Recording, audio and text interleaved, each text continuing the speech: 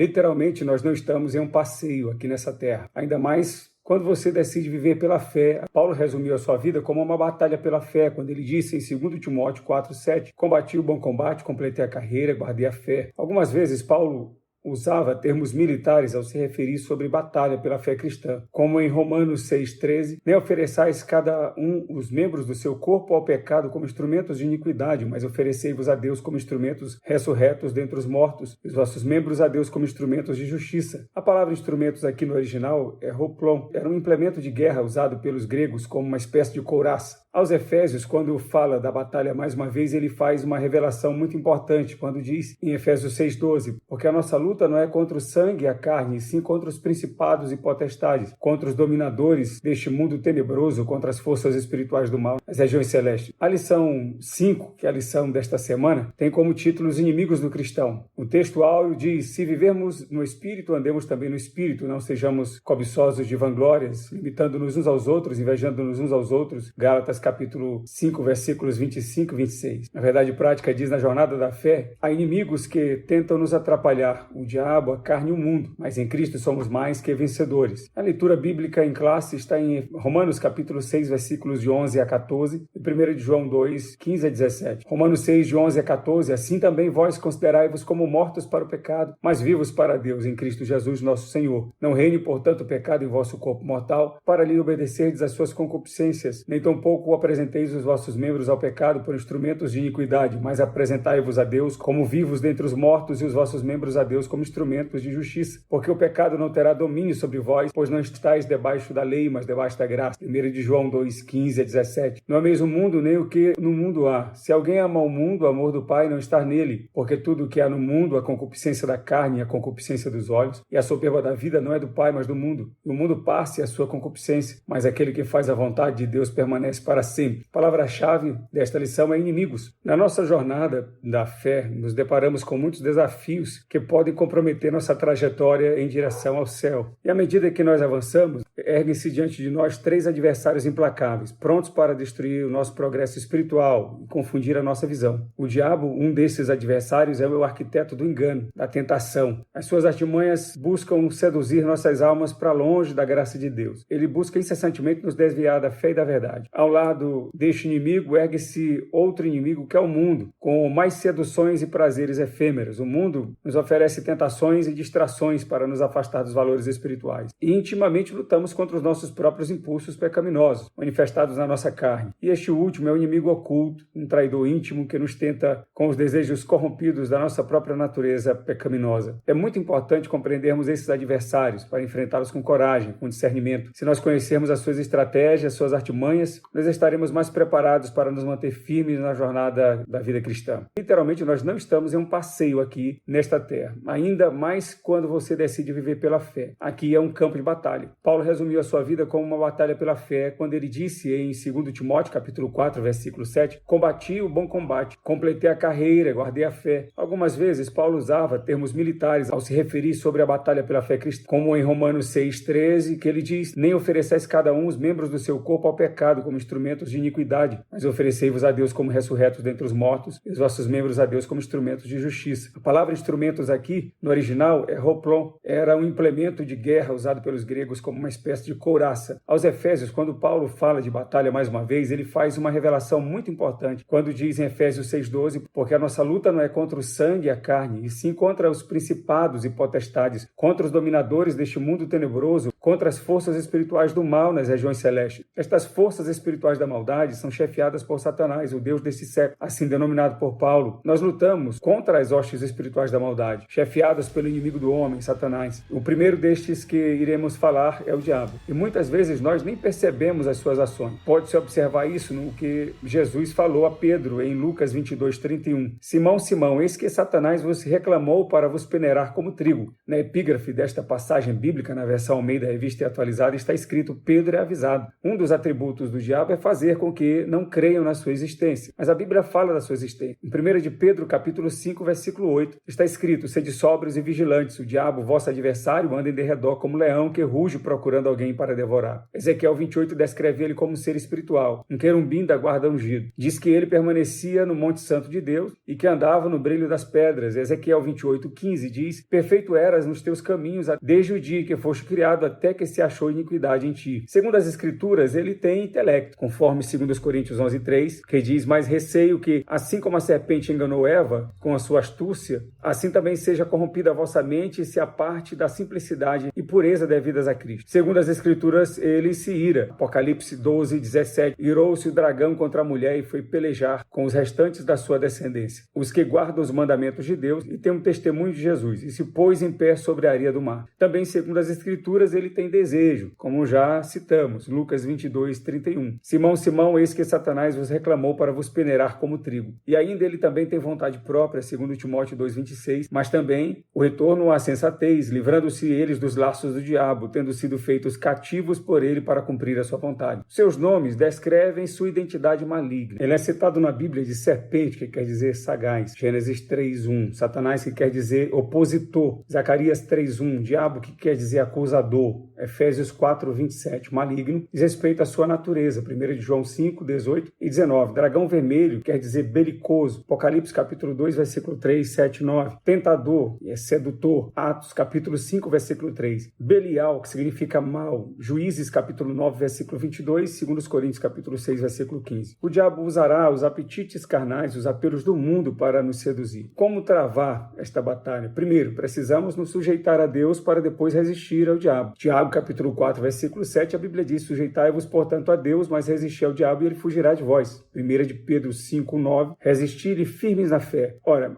a fé vem pela pregação e a pregação pela palavra de Cristo, conforme Romanos capítulo 10, versículo 17. E em Mateus capítulo 4, nós vemos Jesus resistindo ao diabo e o afugentando, citando as Escrituras. Em segundo lugar, nós temos a carne, um inimigo interno e íntimo. Gálatas 5:17, a Bíblia diz: porque a carne milita contra o espírito contra a carne, porque são opostos entre si, para que não façais o que porventura seja o vosso querer. A experiência humana em todas as eras e culturas é de que há um conflito na alma humana. Para o apóstolo Paulo, trata-se de uma guerra entre duas forças opositoras, e ele denomina essas forças de carne e espírito. Gálatas 5:17, já lido antes, a carne milita contra o espírito contra a carne. Romanos 7, 22 e 23, porque no tocante ao homem interior tenho prazer na lei de Deus, mas vejo nos meus membros outra lei que, guerreando contra a lei da minha mente, me faz prisioneiro da lei do pecado que está nos meus membros. Então estes textos descrevem um grande dilema na situação humana depois da queda. Nós somos atraídos por duas direções ao mesmo tempo. A condição humana, depois do pecado, dá acessos para abrigar maus desejos em sua carne, conforme Gênesis 8:21, que diz: é mau o desígnio íntimo do homem desde a sua mocidade. Ainda Romanos capítulo 7, versículo 18 e 19, porque eu sei que em mim, isto é, na minha carne, não habita bem nenhum, pois o querer o bem está em mim, não porém o efetuá-lo, porque não faço o bem que prefiro, mas o mal que não quero, esse faço. Não é o corpo ou a realidade física do homem que é o problema. Nosso Senhor também herdou um corpo físico. João capítulo 20, versículo 27,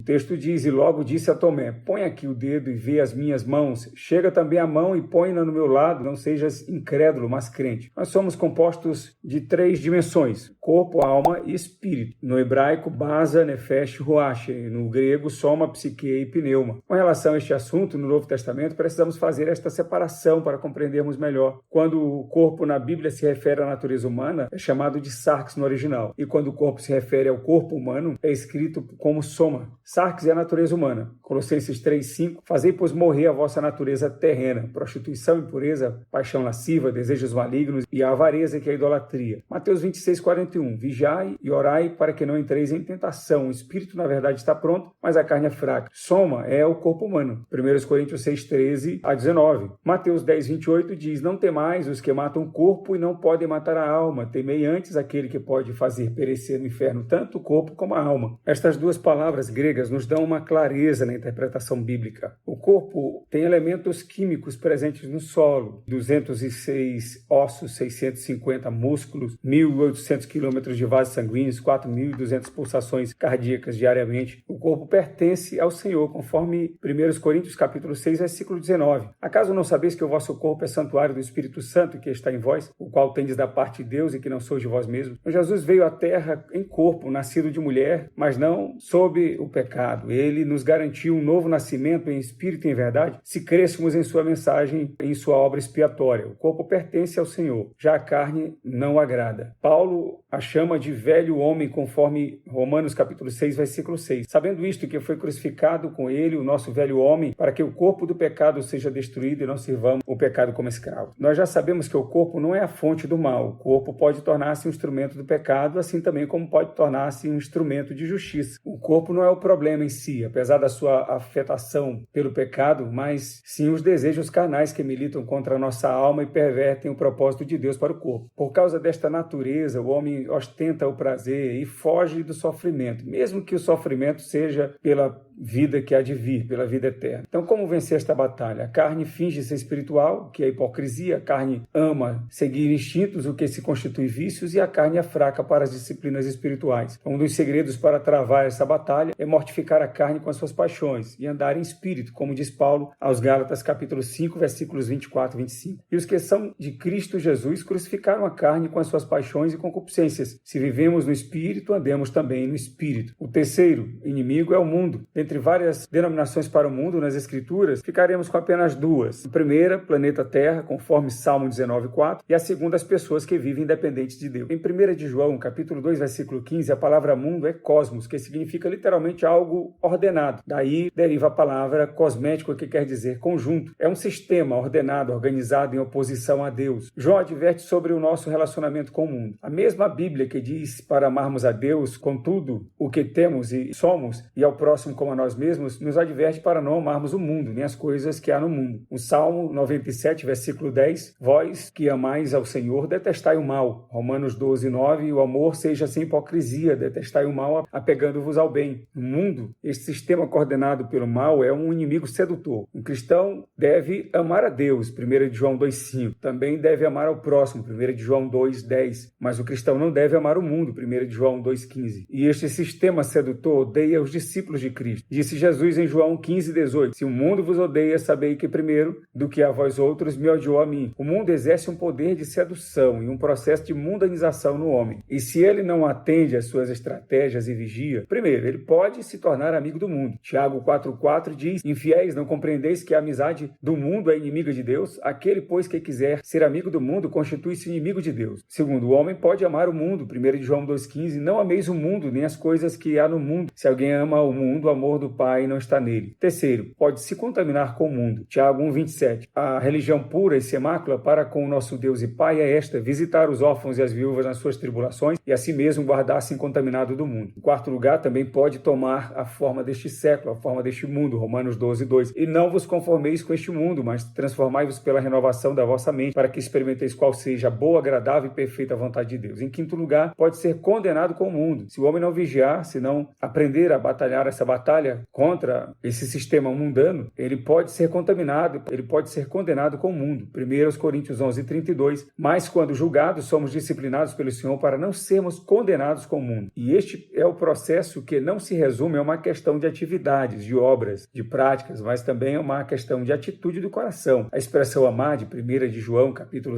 2, versículo 15, é uma advertência a um sentimento de afeição com o mundo. Como travar esta batalha? Por causa da união com Cristo, os cristãos participam de sua vitória sobre o mundo. João capítulo 16, versículo 33, estas coisas vos tenho dito para que tenhais paz em mim. No mundo passareis por aflições, mas tende bom ânimo, eu venci o mundo. E 1 de João 5:5, quem é o que vence o mundo? Senão aquele que crê ser Jesus, o Filho de Deus. Somente em duas referências neste capítulo, João repete 3 vezes a expressão vence o mundo. Em 1 de João 5:4, porque todo o que é nascido de Deus vence o mundo. E esta é a vitória que vence o mundo, a nossa fé. No original, a palavra vence dá a ideia de que o cristão continuamente vence o mundo. A conclusão da lição, o apóstolo apóstolo Pedro nos adverte a respeito do plano do inimigo em nos tragar, 1 de Pedro 5,8, com o objetivo de destruir a obra realizada por Cristo em nossas vidas. Ele quer enfraquecer a nossa caminhada rumo aos céus. A ação diabólica é feita mediante aos ataques do inimigo. Então, para não ceder aos seus ardis, precisamos viver constantemente sob a presença do Espírito Santo, preparados e fortalecidos em Deus. Gálatas capítulo 5, versículo 16 e Efésios 6, versículo 10. Tenha uma boa aula, que Deus o abençoe.